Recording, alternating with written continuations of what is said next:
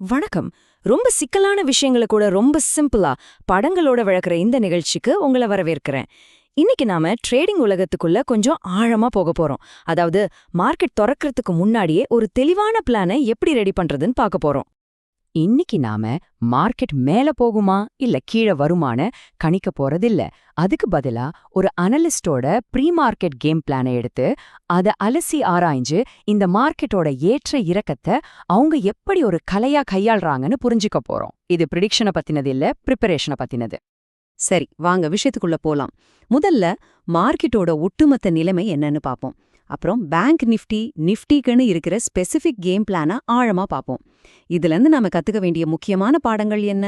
கடைசியா ஒரு ரொம்ப ரொம்ப முக்கியமான டிஸ்க்ளைமர் எல்லாத்தையும் பார்க்கலாம். ரெடியா? முதல் பகுதி ப்ரீ மார்க்கெட் புதிர். ட்ரேடிங் தொடங்குறதுக்கு முன்னாடி இந்த அனலிஸ்ட் மார்க்கெட் எப்படி பாக்குறாரு? வாங்க முதல்ல கள நிலவரத்தை புரிஞ்சுக்கலாம்.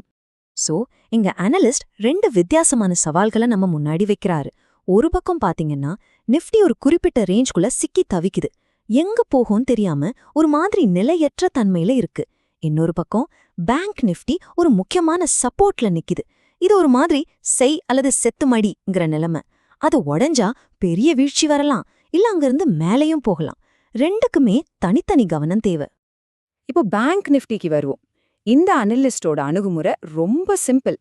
இப்படி நடந்தா அப்படி செய்யணுங்கிற ஒரு தெளிவான லாஜிக் தான். இதுல எந்த கணிப்பும் இல்ல, வெறும் செயல் திட்டம் மட்டும்தான். இந்த மொத்த திட்டத்தோட மைய புள்ளியே இந்த பின் பார் கேண்டில்லாம். சிம்பிளா சொல்லணும்னா இது சார்ட்ல தெரிகிற ஒரு மெழுகுவர்த்தி மாதிரி.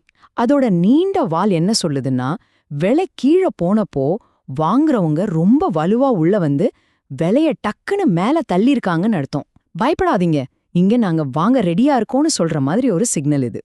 சரி, முதல்ல நெகட்டிவா யோசிப்போம். ஒருவேளை மார்க்கெட் செறிஞ்சா, அதாவது அந்த 60,800ங்கிற கோட்டைய உடைச்சு விலை கீழே போனா என்னாகும்? அனலிஸ்டோட பார்வையில அது விற்பனையாளர்கள் ஆட்டத்தை கையில எடுக்கிறதுக்கான ஒரு சிக்னல். இந்த ஸ்லைட்ல பாருங்க, அந்த சரிவுக்கான பாதை எவ்ளோ அழகா விளக்கப்பட்டிருக்கு. சப்போர்ட் உடைஞ்சா அடுத்தடுத்த டார்கெட் என்னன்னு ரொம்ப தெளிவா படிப்படியா காட்டியிருக்காங்க. இது கண்ணை மூடிட்டு ட்ரேட் பண்றதில்ல, ஒரு மேப்போட பயணம் பண்ற மாதிரி. ஓகே, மார்க்கெட் விழுந்தா என்ன நடக்கும்னு பார்த்தோம். ஆனா ஒருவேளை மார்க்கெட் மேல போனா காளைங்க ஜெயிச்சா என்ன பண்றது? அதுக்கும் இந்த பிளான்ல ஒரு தெளிவான வழி இருக்கு. விலை 61,000 தாண்டி க்ளோஸ் ஆச்சுன்னா அடுத்தடுத்த டார்கெட்களை அனலிஸ்ட் இங்கு குறிப்பிடுறாரு. குறிப்பா 61,333க்கு மேல போனா மார்க்கெட் இன்னும் வேகம் எடுக்கும். ஏன்னா மார்க்கெட் விழுன்னு நினைச்சு வித்தவங்கெல்லாம் நஷ்டத்தை குறைக்க அவசர அவசரமா வாங்க ஆரம்பிப்பாங்க. அது விலையை இன்னும் வேகமா மேல தள்ளும். இங்கதான் இந்த பிளானோட புத்திசாலித்தனம் அடங்கியிருக்கு. எப்போ ட்ரேட் பண்ணணும்னு சொல்றது மட்டும் ஒரு நல்ல பிளான் அல்ல, எப்போ ட்ரேட் பண்ணவே கூடாதுன்னு சொல்றதுனா ஒரு சூப்பர் பிளான். இந்த 60,800க்கும் 61,000க்கும் நடுவுல மார்க்கெட் ஒரு குழப்பமான நிலையில இருக்கும். புத்திசாலி ட்ரேடர்ஸ் அந்த இடத்துல இருந்து ஒதுங்கி நிப்பாங்க. சரி, பேங்க் நிஃப்டியோட கதை இது. இப்ப நிஃப்டிக்கு வருவோம். இங்கேயும் அதே இப்படி நடந்தா அப்படி செய் லாஜிக் தான். ஆனா இங்க நாம ஒரு வேற மாதிரியான சவாலை சந்திக்கிறோம். நிஃப்டியோட கேம் பிளான் தேவை மண்டலம், அதாவது டிமாண்ட் ஜோன்ங்கிற ஒரு கான்செப்ட் சுத்தி அமைஞ்சிருக்கு. பேரு தான் கொஞ்சம் டெக்னிக்கலா இருக்கும், ஆனா கான்செப்ட் ரொம்ப சிம்பிள். இது சார்ட்ல இருக்கிற ஒரு இடம். அந்த இடத்துல இதுக்கு முன்னாடி வாங்குறவங்க ரொம்ப ஆக்ரெசிவா இருந்திருக்காங்க. அதனால விலை மறுபடியும் அந்த இடத்துக்கு வரும்போது அவங்க திரும்பவும் வாங்க வாய்ப்பு அதிகம். இது ஒரு மேக்னெட் மாதிரி பையர்ஸை இழுக்கும். நிஃப்டிக்கே ஆபத்து மணி எப்போ அடிக்கும்? விலை 25,400க்கு கீழே க்ளோஸ் ஆனா அது என்ன சொல்லுதுன்னா, வாங்குறவங்களோட கோட்டைக்குள்ள விற்பனையாளர்கள் மெதுவா உள்ள நுழைய ஆரம்பிச்சுட்டாங்கன்னு அர்த்தம். நிஃப்டி விழ ஆரம்பிச்சா அதுல ஒரு முக்கியமான கட்டம் இருக்கு. விலை 25,300க்கு கீழே போச்சுன்னா அது ஒரு பெரிய டேஞ்சர் ஜோன்.